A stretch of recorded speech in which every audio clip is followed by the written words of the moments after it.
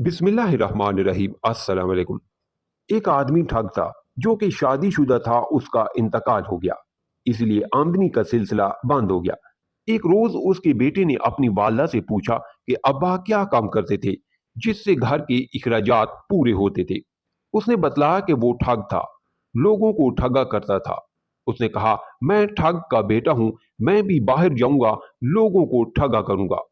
उसकी वालदा ने मना किया और कहा, बेटा अभी तू बच्चा है, जब बड़ा हो जाएगा तब ये काम करना।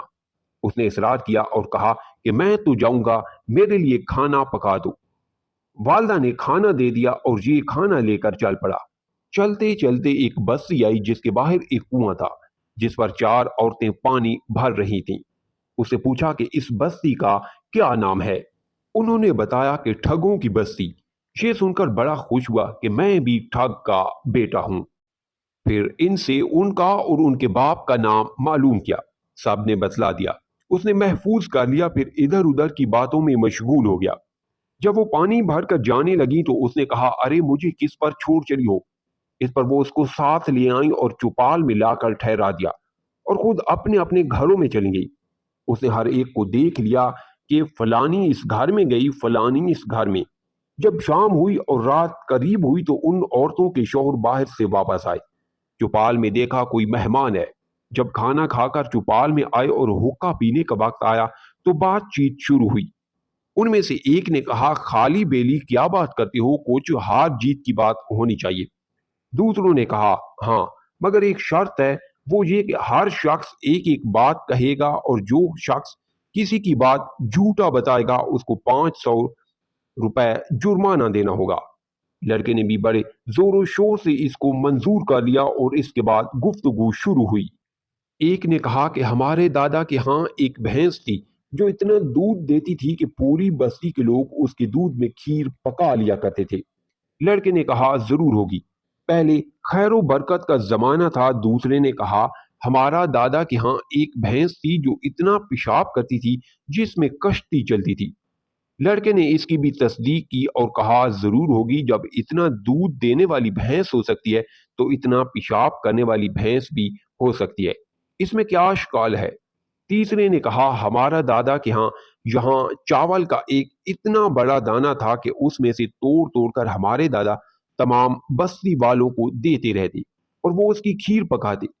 लड़के ने इसकी भी तस्दीक की कि चौथे ने कहा कि हमारा दादा के यहाँ इतना लंबा बांस था कि जिसको बादल में मार मार कर पानी झाड़ लिया करते थे, बारिश करवा लिया करते थे।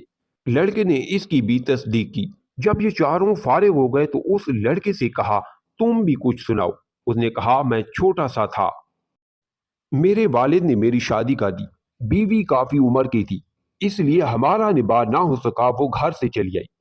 दूसरी शादी की तो वो भी इतफाक से बड़ी उम्र की औरत से कर दी, उसे भी निबाह ना हो सका, बल आखिर वो भी नाराज होकर चली आई।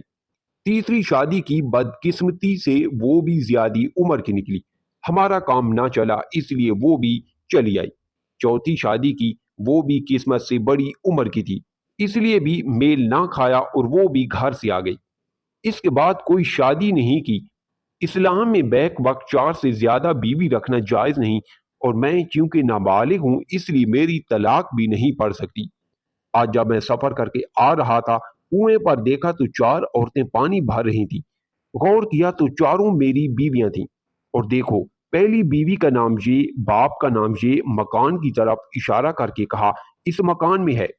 दूसरी का नाम ये, इसके बाप का नाम ये है, और दूसरे मकान की तरफ इशारा करते हुए कहा कि वो इस मकान में मौजूद है।